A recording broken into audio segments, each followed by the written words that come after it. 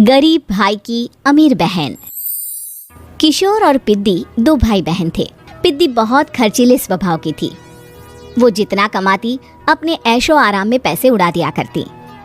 लेकिन किशोर समझदार था, घर को साथ लेकर चलना जानता था।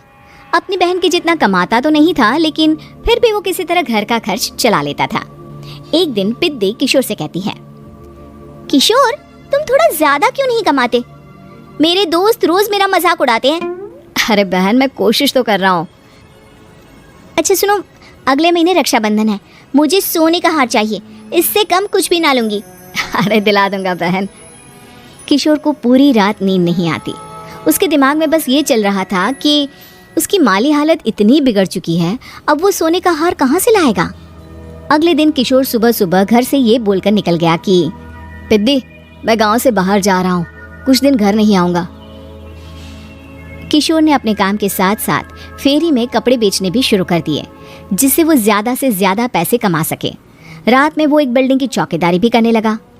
अपने काम से थोड़ा बहुत समय निकालकर बस कुछ घंटे की नींद ले पाता था।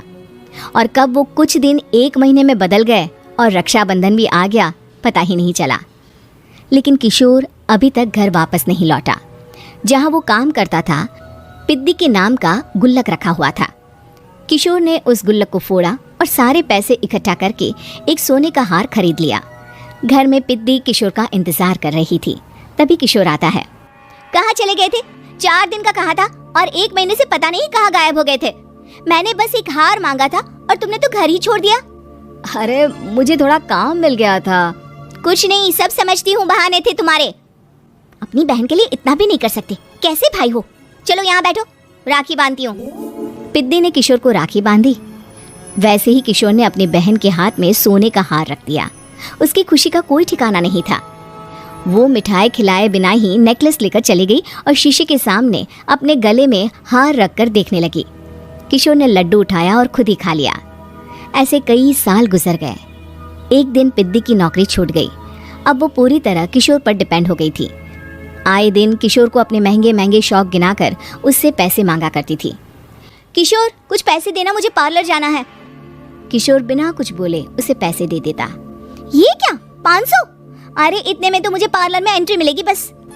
अच्छा देता हूँ ना ज्यादा। अरे कैसे भाई हो, अपनी बहन के लिए इतना भी नहीं कर सकते। किशोर ने जेब से 2000 का नोट निकाला और उसे दे दिया। किशोर गरीबी में रह लेता था, लेकिन अपनी बहन को कभी कोई कमी नहीं होने देता था। बेटा, पिद्दी तुम्हारी बहन है, उसे कभी किसी चीज की कमी मत होने देना और उसका ध्यान रखना, क्योंकि भाई का फर्ज होता है अपनी बहन का ध्यान रखना। किशोर ने माँ की कही ये बात हमेशा के लिए याद कर ली थी। शायद माँ की इसी बात की वजह से किशोर पिद्दी की हर जिद पूरी करता चला आ रहा था। किशोर, आज मैं अपने दोस्तों के साथ पार्टी करने जा रही हूँ, मुझे कुछ पैसे दो ना।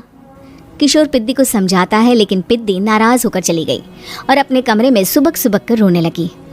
किशोर अपनी जेब से कुछ पैसे निकालता है और पिद्दी को दे देता है। किशोर खुद कभी अच्छे कपड़े नहीं पहनता, लेकिन पिद्दी को राजकुमारी की तरह रखता। पिद्दी के जाने के बाद किशोर अपने काम पर निकल गया। एक तरफ पिद्दी अपने दोस्तों के साथ मस्ती कर रही थी, तो वहीं दूसरी तरफ किशोर पैसे कमाने के लिए कड़ी मेहनत कर रहा था। कुछ और दिन ऐसे ही बीत गए। एक दिन पिद्दी एक लड़के को लेकर घर आई और उसे किशोर से मिलवाया। किशोर, मुझे इस लड़के से शादी करनी है, लेकिन इनके मम्मी पापा बोल रहे हैं कि उनको दहेज में एक कार चाहिए, तभी वो मेरा और पंकज का रिश्ता कबूल करेंगे। लेकिन बहन, कार खरीदना कोई सब्जी खरीदने के बराबर तो नहीं है। अरे कैसे भाई हो तुम, अपनी बहन के लिए इतना नहीं कर सकते? देखो, मैं ज्यादा इंतजार नहीं कर सकती, तुम्हें 1 साल में मेरे लिए कार खरीदनी ही होगी। अच्छा पंकज, एक काम करो, कल तुम अपने माता पिता को घर बुला लो, मैं उनसे तुम्हारे और पिद्दी के रिश्ते की बात कर लेता हूँ।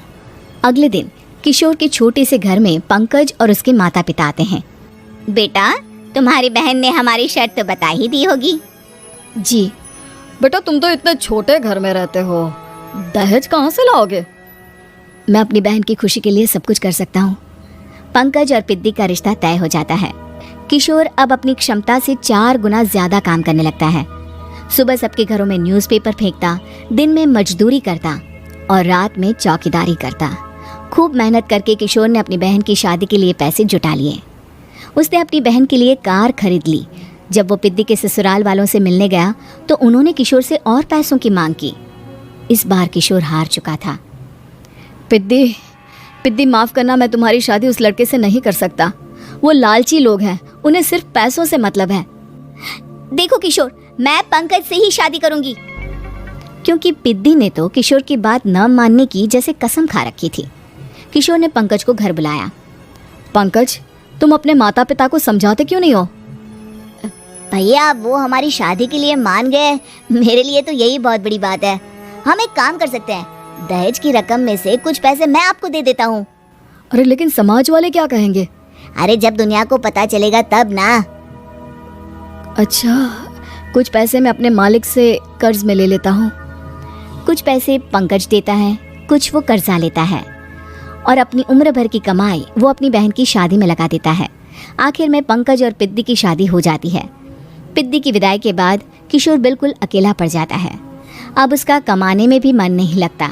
उधारी वाले रोज घर में आकर बैठ जाते हैं। अरे किशोर, अब तो पिद्दी की शादी को 5 साल हो गए, अब तो हमारा पैसा लौटा दो। चाचा, पिद्दी के जाने के बाद किसी भी काम में मन नहीं लगता। अरे तो हमारा पैसा कैसे वापस मिलेगा? जी, कुछ करता हूँ मैं। किशोर के ऊपर बहुत सा कर्जा चढ़ गया था, इसलिए उसने तय किया कि वो ये घर बेचकर सबके पैसे लौटा देगा। अगली सुबह शहर के किसी साहूकार को उसने अपना घर बेच दिया और सबके पैसे लौटा के वो गांव छोड़कर चला गया।